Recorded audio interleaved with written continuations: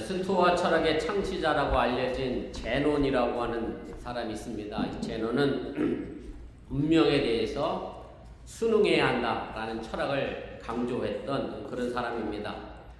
제논은 사람이 운명에 순응해서 때로는 그 운명에 인내하고 또 때로는 체념할 수 있는 지혜를 터득해야 한다라고 이야기를 했는데, 여기서 제논이 말하는 운명에 대한 이 순응이라고 하는 것은 이미 삶이 결정되어 있기 때문에 수고할 것이 없이 되는 대로 살아가는 것이 아니라 현실을 무시하지 않고 현실에 뿌리 박음으로 해서 현실을 극복할 수 있다는 것을 이야기를 하게 됩니다. 우리가 살면서 꿈을 꾸고 또 살아갑니다. 그런데 그 꿈도 현실을 부정하고 꿀 수는 없습니다. 흔한 말로 사다리를 땅바닥에 안 대고 허공에 받쳐놓고 살 수는 없기 때문에 그렇습니다. 그런데 제논의 집에 이 운명론을 오해하고 있는 노예 하나가 있었습니다. 그는 제논의 운명론에 늘 불만을 품고 있었고요. 제논이 자신의 삶을 노예 팔자로 여기고 있다라고 그렇게 오해를 한 겁니다. 그래서 어느 날 이 노예는 주인인 제논을 골려주려고 일부러 돈을 훔쳤습니다. 그리고 곧 발각돼서 많은 매를 맺게 됩니다. 그때 이 노예는 제논을 노려보면서 당당하게 이렇게 말을 했다는 겁니다. 왜 저를 때리십니까? 저는 이미 돈을 훔칠 운명에 놓여져 있었기 때문에 내가 돈을 훔친 게 아니라 제 운명이 돈을 훔치게 만든 겁니다. 라고 하면서 그 책임이 운명에 있지 나에게 있지 않으니 내가 매를 맞을 이유가 없다라고 이야기하면서 나는 운명의 억울한 이 희생자일 뿐이다 라고 이야기를 했습니다. 이 말에 제논은 다소 당황을 했습니다. 그러면서 곧 정신을 가다듬고 목줄을 옆에서 이 제논이 이 노예에게 이렇게 야단을 쳤다고 합니다. 내 말이 맞다. 나도 너를 때리고 싶어 때리는 게 아니라 운명에 의해서 나는 너를 때릴 운명으로 정해져 있어서 내가 너를 때리니 나는 원망하지 말아라. 이런 일화가 전해지고 있습니다. 특히 우리나라 사람들은 운명이니 팔자니라는 말을 자주 사용합니다. 그리고 자신의 실수나 잘못을 운명이나 혹은 팔자소관으로 돌릴 때가 많습니다. 그러나 이 운명론은 삶이 결정되었다라고 하는 결정론하고는 다릅니다. 우리 기독교에서도 이런 오해를 살 만한 교리가 있습니다. 그래서 일반적으로 예정론이라고 하는 교리인데, 이 예정론은 삶이 이렇게 사라지도록 결정되었다라고 하는 결정론으로 오해하는 사람들이 많이 기독교인들 가운데도 존재한다라고 하는 사실입니다. 그래서 종종 이런 기도를 받으러 가는 분들이 계십니다. 예언 기도를 받으러 가십니다. 여기는 기도하러를 안 오셔서 문제인데 한국 너무 기도하러 가서 또 문제야. 앞니를 내다보러 기도하러 가잖아요. 그래서 만일 그 미래가 기도했는데 하나님이 너 잘 될 거야, 이렇게 복이 넘칠 거야 라고 하면 감사합니다, 기쁨으로 이제 기도를 내려오는데, 가끔은 그 기도가 이거 영 안 될 것 같은 느낌, 뭐가 불안할 것 같은, 화가 될 것 같은 그런 느낌이 오면 이제 하나님의 운명을 바꾸려고 이렇게 기도하죠. 40일 작정 기도 이러면서 100일 금식 기도, 운명을 바꾸려고 하는 노력을 이렇게 합니다. 만약에 그래서 내가 40일 기도했고 내가 100일 새벽 기도했고 해서 운명이 바뀌었다라고 하면 이것은 이미 운명이 아닌 것이고요. 이미 예언도 아니라고 하는 사실을 여러분들이 깨달으시길 바랍니다. 가끔 구약의 예언자들을 점령의 정도로 취급하는 기독교인들이 많이 있습니다. 제가 이미 여러 번 말씀을 드렸는데, 예언이라고 하는 말조차도 사실은 히브리어의 잘못된 번역임을 여러분들 이해하시길 바랍니다. 원래 히브리어 나비라고 하는 말을 예언자라고 번역을 한 것인데, 이 말은 원래 히브리 동사 나부에서 온 말인데, 이 뜻은 예언하다라는 뜻이 아니라 대신 말하다라는 뜻을 가지고 있습니다. 다시 말해서 성경에서 말하는 예언자는 미래를 알아맞히는 사람이 아니라 하나님의 말씀을 대신 전하는 사람. 그래서 예언자로 번역하기보다 더 엄밀히 정확하게 번역하자고 하면 대언자로 번역하는 것이 더 옳은 번역이라고 하는 것을 여러분들이 참고로 기억해 주시기를 바랍니다. 그래서 성경의 예언자는 기독교의 예정론과는 전혀 다르다는 것을 여러분들이 깨달으시길 바랍니다. 오늘 우리가 함께 읽은 에베소 1장 5절에 보면 예정이라는 말이 등장합니다. 5절에서 바울은 이렇게 말합니다. 그 기쁘신 뜻대로 우리를 예정하사 예수 그리스도를 말미암아 자기의 아들들이 되게 하셨으니 이렇게 되어 있습니다.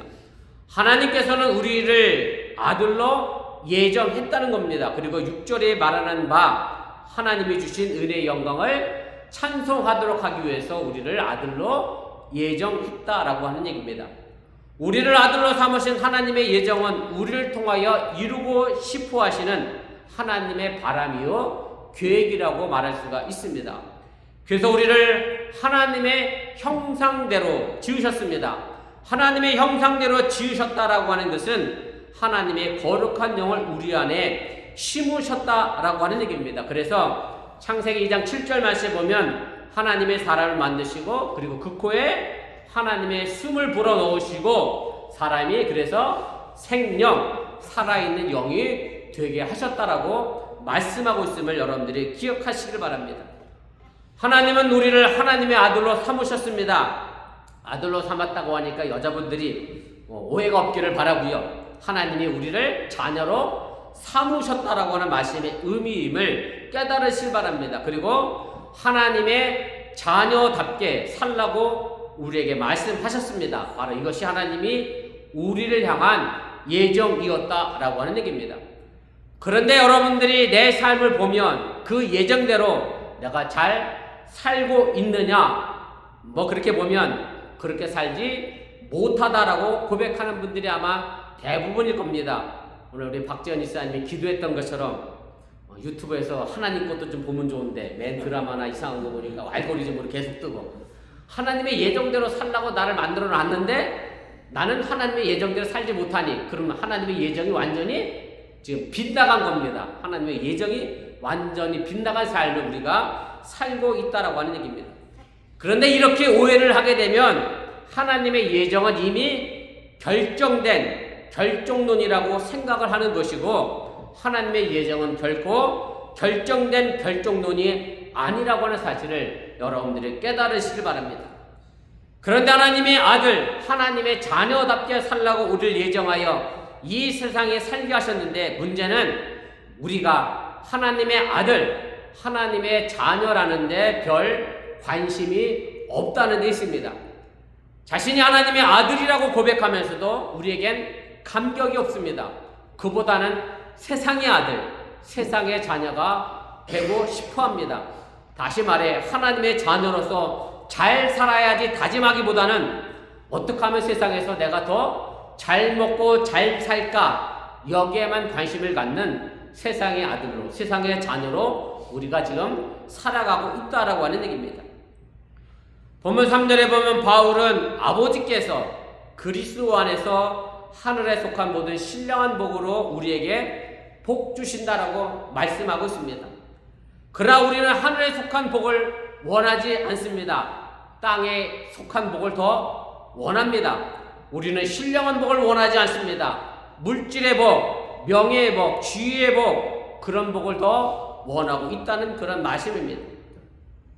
사람은 그가 원하고 바라는 것으로 그 사람됨이 결정됩니다. 사람의 인격은 뭘 보면 알 수 있느냐? 바로 그 사람이 뭘 가치관을 가지고 있는지, 어떤 삶을 바라고 있는지, 그것을 통하여 사람됨의 인격이 결정되어지게 되고 그것이 사람됨의 속된 말로 이야기하면 사람의 값이 되어진다라고 하는 얘기입니다. 그러면 우리 각자의 값은 얼마나 될까가 궁금해집니다. 흔한 세상 말로 무슨 값이 돼버리죠? 몸값이 됩니다. 사실은 몸값은 참 천하게 쓰던 말인데 요즘은 그 몸값이 여기저기 너무나 자연스럽게 쓰여집니다. 몸값으로 사람의 가치를 평가하는 그런 세상이 됐습니다. 송민이 미국 오면서 몸값으로 얼마를 받았어요, 그죠? 몸 하나의 값어치가. 그렇게 생각하면 내가 지금 월급 받는 것도 회사에서 나의 몸값을 어떻게 평가하고 있는지 그 값어치가 나오게 되잖아요. 그래서 참 우리들의 이 세상의 가치관이 자꾸 뭐하고 내 몸값을 연결시키느냐면 월급과 돈과 결부시켜지는 말 그대로 큰 천박한 자본주의 논리 속에서 우리의 몸값이 결정되어지는 그런 시대를 살아가게 됩니다.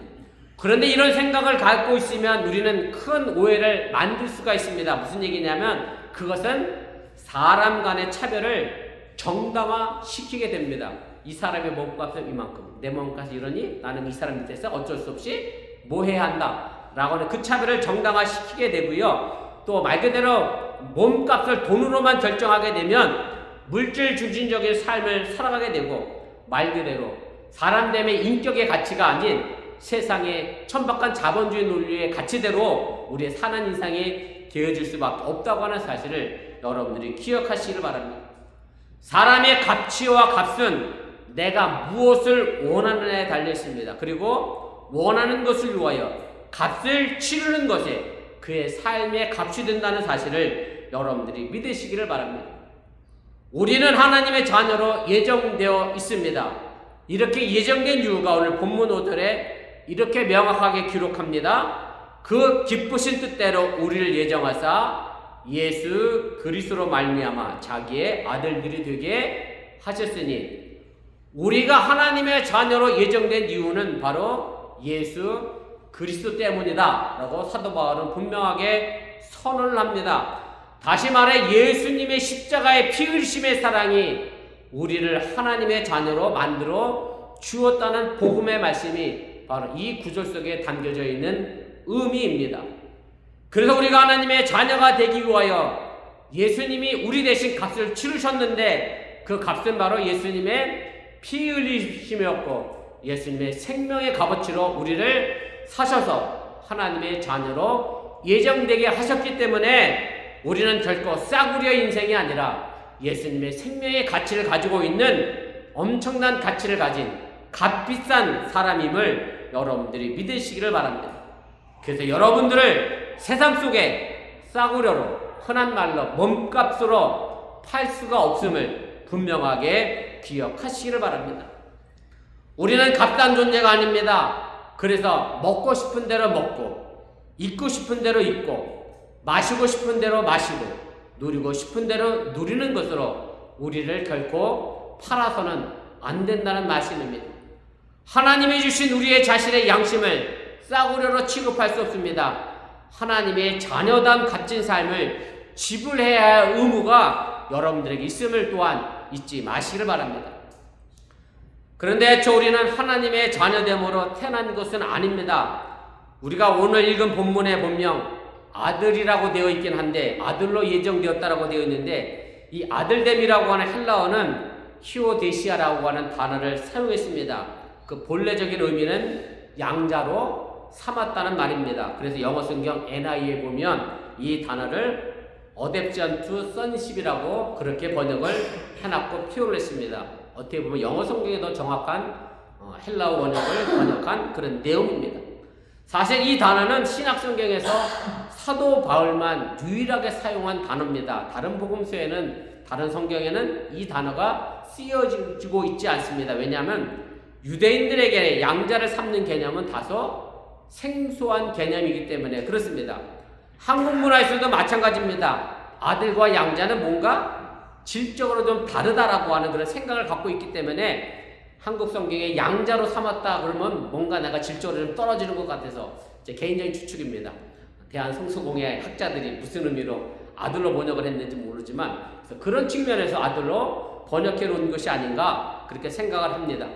이 양자를 삼는 개념은 로마 사람들에게는 흔히 있는 그런 개념입니다. 그래서 로마법에 의하면 로마 시민권을 가진 사람은 양자를 다 들을 수 있었고, 입양된 아들에게도 친자녀와 동일한 법적 권한을 보장해 주었고, 자신을 입양한 아버지의 이름을 물려받았고 아버지의 모든 재산을 상속할 수도 있었습니다. 그래서 사도 바울은 로마인들의 이런 간섭을 잘 알고 있었기 때문에 하나님께서 우리 성도들을 하나님의 자녀로 삼으신 사실을 히오데시아라고 하는 단어를 통하여 양자됨을 이야기하고 우리에게 설명하고 가르쳐오고 있음을 여러분들이 깨달으시기를 바랍니다. 그런데 이렇게 양자된 사람은 인생이 완전히 바뀌고 변하게 됩니다. 로마인들 가운데는 심지어는 자신이 전쟁의 포로로 잡아왔던 사람들 가운데서도 자신의 마음에 들면 그 전쟁 포로를 노예를 양자로 삼았던 사람들도 있습니다. 그러면 그 사람은 하루아침에 귀족 신분으로 바뀌어지게 되고 재산과 사회적 지위를 모두 물려받는 그런 사람으로 바뀌게 됩니다. 그런데 그렇게 바뀐 노예 신분 이 사람이 옛날처럼 노예처럼 계속 살아간다라고 하면 그 사람의 양자됨은 진정한 양자됨이라 말할 수가 없게 됩니다. 완전 바보 같은 삶을 그 양자는 살아가고 있다고 해도 틀리지가 않는다라고 하는 얘기입니다. 우리도 마찬가지입니다. 우리 자신을 세상의 싸구려로 되는 대로 살아서는 안 됩니다.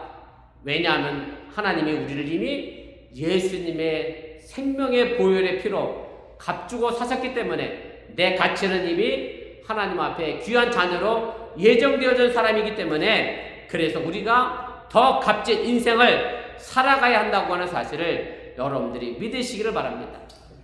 사실 양자 되는 것은 전적으로 양자를 삼는 아버지의 사랑에 달려 있습니다. 내가 양자 될 만한 자격을 갖추고 있어서 된 것이 아니라고 하는 말입니다. 하나님께서 우리를 하나님의 자녀 삼으신 것도 마찬가지입니다.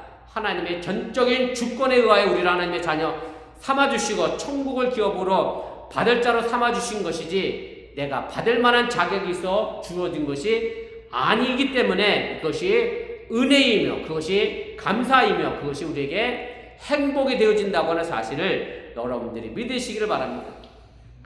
오늘 본문 4절에 바로 이런 사실을 사도 바울은 이렇게 표현을 합니다. 곧 창세전에 그리스도 안에서 우리를 택하사라고 말씀합니다. 하나님은 세상을 창조하기 이전에 우리를 먼저 선택하셨습니다. 다시 말하여 세상을 창조하시기도 전에 그리스도 안에서 하나님 우리를 선택하셔서 아들로 삼아 주셨다라고 하는 얘기인데 창조보다 선택이 먼저 있었다는 얘기입니다. 그러면 어떤 식의 해석도 가능하느냐면 하나님이 세상을 천지창조하신 이유는 누구 때문이에요? 나를 선택했기 때문에 내가 이 땅에서 살아가도록 하나님 나를 위하여 천지를 창조하셔서 우리에게 이 귀한 세상을 내어주셨다라고 창조의 결과를 해석할 수도 있음을 여러분들이 깨달으시길 바랍니다. 그만큼 하나님이 우리를 사랑하신다고 하는 뜻입니다. 그리고 그 하나님은 우리에게 하늘에 속한 신령한 복을 주신다라고 말씀합니다. 그리고 그 복이 무엇이냐? 오늘 4절에 이렇게 표현을 합니다. 우리로 사랑 안에서 그 앞에 거룩하고 흠이 없게 하시려고 라고 말씀합니다. 하늘에 속한 신령한 복은 거룩하고 흠이 없는 사람이 되는 것이고 여기에 우리 성도들의 귀한 값어치가 있음을 여러분들이 믿으시기를 바랍니다. 그래서 여러분들에게 묻는다라고 하면 여러분들은 무엇보다 거룩하고 흠없는 사람으로 살기를 간절히 원하십니까? 라고 하는 그 질문에 스스로 답하시고 행동해야 한다고 하는 사실을 여러분들이 잊지 마시길 바랍니다. 제가 지난주에 말씀을 드렸던 것처럼 질문을 해야 답이 나옵니다. 질문하지 않는 사람에게는 답이 나올 수가 없습니다. 신앙은 질문에 대한 답변입니다. 절실한 질문과 갈급함이 없다고 하면 어떤 답변도 어떤 하나님의 말씀도 공허해질 수밖에 없다라고 하는 얘기입니다. 하나님을 향한 질문을 가지고 묻고 답하는 것이 내 신앙의 성숙함과 성장을 이루어갈 수 있다고 하는 사실을 여러분들이 깨달으시기를 바랍니다. 오늘 일부 예배 설교 제목이 기도하는 방법에 관한 이야기였습니다.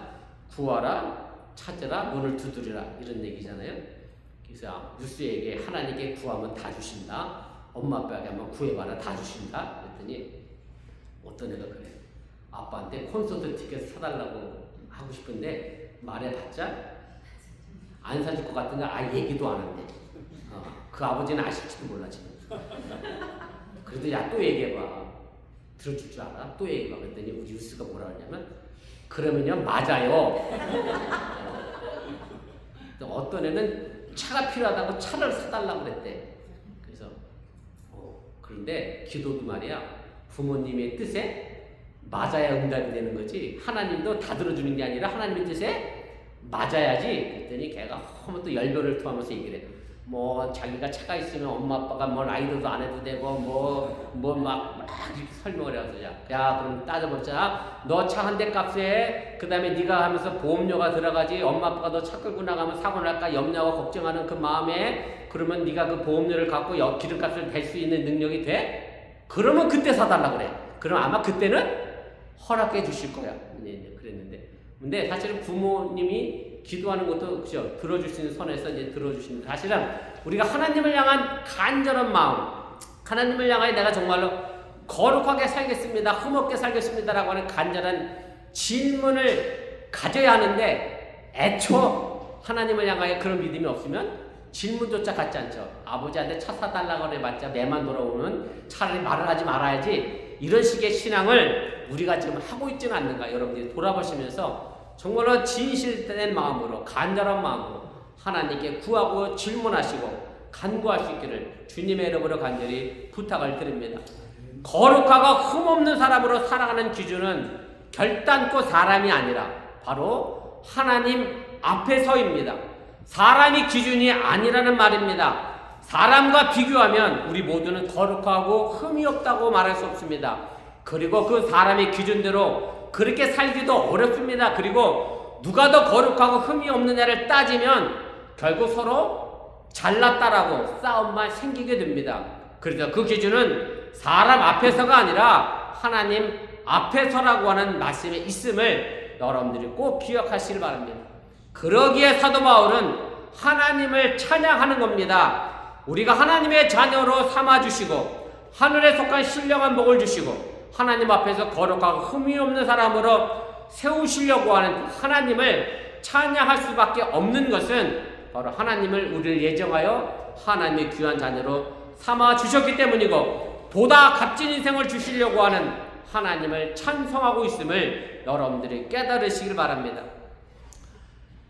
아까 아침에 고경규 집사님이 통성기도 시간에 사모님한테 피아노를 못 치냐고 그래서 찬송가를 치면 된다고. 찬송가 아닌 게 없죠. 우리 매주일 찬송을 하잖아요.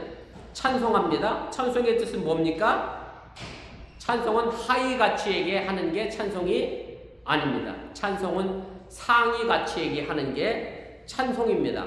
더 나은 것을 찬송하는 거지 낮지 못한 것을 찬송하지 않습니다.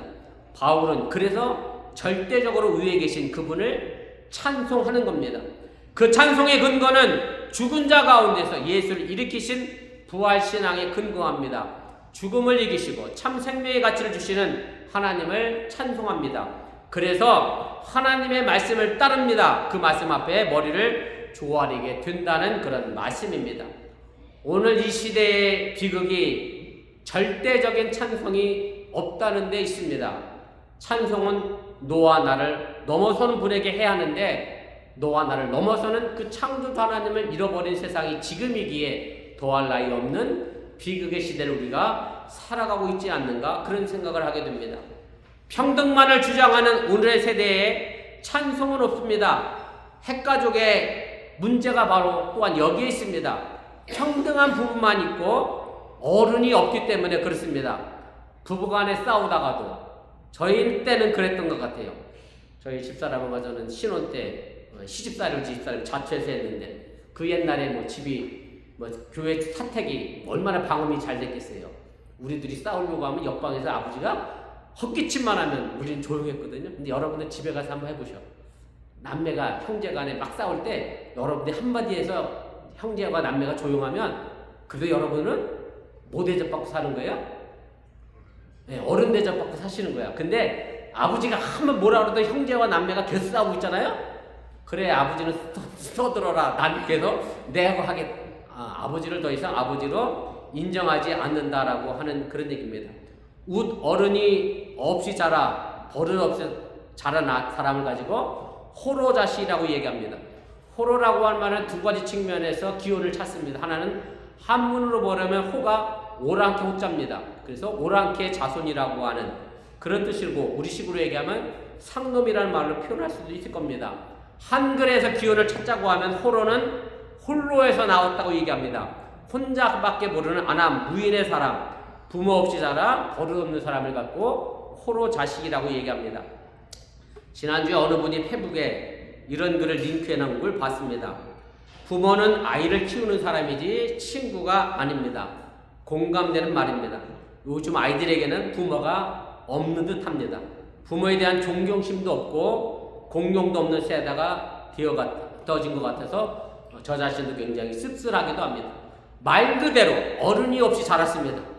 야단을 맞고 혼이 나기보다 가르치기보다 자녀들 앞에서 오히려 그 자녀가 잘못될까 벌벌 떠는 부모의 모습만을 보고 자란 아이는 말 그대로 자기밖에 모르는 그런 자녀가 될 수밖에 없다라고 하는 얘기입니다. 신앙인에게는 위로 하나님이 계시고 예수 그리스도가 있습니다. 가정에 하나님의 말씀보다 큰 목소리가 있어서는 안 됩니다. 서로 평등하다고 잘났다고 하는데야 문제 해결이 없습니다. 하나님의 말씀, 그 말씀만이 문제 해결이고 우리의 삶의 기준이며 그것이 우리의 삶의 찬송가로 불려질 귀한 하나님이 계시다고 하는 것을 인정하는 삶을 우리가 살아내야 함을 여러분들이 잊지 마시길 바랍니다. 교회도 마찬가지입니다. 사람의 목소리가 큰 교회는 불행한 교회입니다. 사람의 논리, 사람의 힘이 앞서는 교회는 죽은 교회입니다. 교회는 오직 하나님의 거룩한 음성만이 있어야 합니다. 그리고 그 거룩한 말씀 앞에 그분을 찬송하는 것이 교회여야 한다는 사실을 여러분들이 믿으시길 바랍니다. 그런데 많은 사람들이 사람을 만나러 교회에 옵니다. 그러니 점차로 작은 교회가 설 자리가 없어집니다. 지난주에 어느 분이 제게 교회도 서바이벌이라고 하는 말을 하셨는데 사람들을 만나러 가는 교회에 가다 보니 점점 교회도 그렇게 되어져 갑니다. 우리 어번교회는 사람을 만나러 오는 교회가 아니라 하나님을 만나러 오는 교회임을 믿으시기를 바랍니다. 사람을 넘어선 하나님이 계시고 죽음을 이기고 부활하신 그리스도를 만나는 것이 우리 어번교회임을 여러분들이 믿으시기를 바랍니다. 그러면서도 제가 이런 얘기도 들었습니다. 우리 어번교회가 이렇게 대단하다고 소문난 교회인지는 전 미처 몰랐습니다. 자기 건물도 없는데 매주 식사를 한다고 이 동네에 그렇게 소문이 났다네요. 참 대단한 교회라고. 남의 건물에서 눈치도 보일 만도 한데 어떻게 매주 식사를 하냐고. 우리 어번교회는 그렇게 값지게 소문난 아름다운 교회임을 여러분들이 믿으시길 바랍니다. 사람을 만나는 교회가 아니라 참된 가치, 참된 가치관을 갖고 나아가는 교회임을 여러분들이 잊지 마시길 바랍니다. 하나님을 찬송하는 삶이란 내 위에 우리 위에 하나님이 계시기에 하나님을 두려워하고 하나님의 말씀을 사모하며 그리스도를 따르는 삶을 말합니다. 우리 교회는 남의 교회를 빌려 쓰다 보니 사람의 생각으로 여러 가지 모양으로 위축될 때가 있습니다. 그러나 이 교회를 향한 하나님의 사랑이 있고 하나님 앞에 거룩하고 흠이 없게 사시려고 하는 여러분들이 계시고 하나님을 향한 찬송이 있기에 교회다운 교회임을 여러분들이 믿으시길 바랍니다. 이제 우리 모두 두렵고 떨리는 마음으로 하나님을 찬송하시기를 바랍니다. 우리를 하나님의 자녀로 삼으셔서 이렇듯 거룩한 사명을 주시는 하나님을 찬송하는 어번교회가 되시기를 주님의 이름으로 간절히 축원을 드립니다. 기도하겠습니다. 말씀을 기억하며 1분여 정도 함께 기도하겠습니다. 하나님이 우리를 예정하셨는데 하나님의 자녀로 예정하셨는데 나는 그 예정대로 지금 살고 있는가 우리의 삶을 살펴봐야 합니다. 하나님의 예정은 결정이 아닙니다. 하나님의 예정은 그 예정에 내가 따라 움직여야 그 예정이 됩니다. 하나님은 나를 하나님의 자녀로 예정하셨는데 나는 자꾸 세상의 자녀로 살아갑니다. 세상의 가치관을 따라 살아갑니다. 세상의 천박한 자본 논리에 따라 움직입니다. 그래서 먹고 싶은 건 내 마음대로 먹고 입고 싶은 건 내 마음대로 입고 누리고 싶은 건 내 마음대로 누리고 어렵고 아픈 이들을 배려하지 아니하고 어렵고 힘든 사람을 생각하지 아니하고 내 돈으로 내가 벌어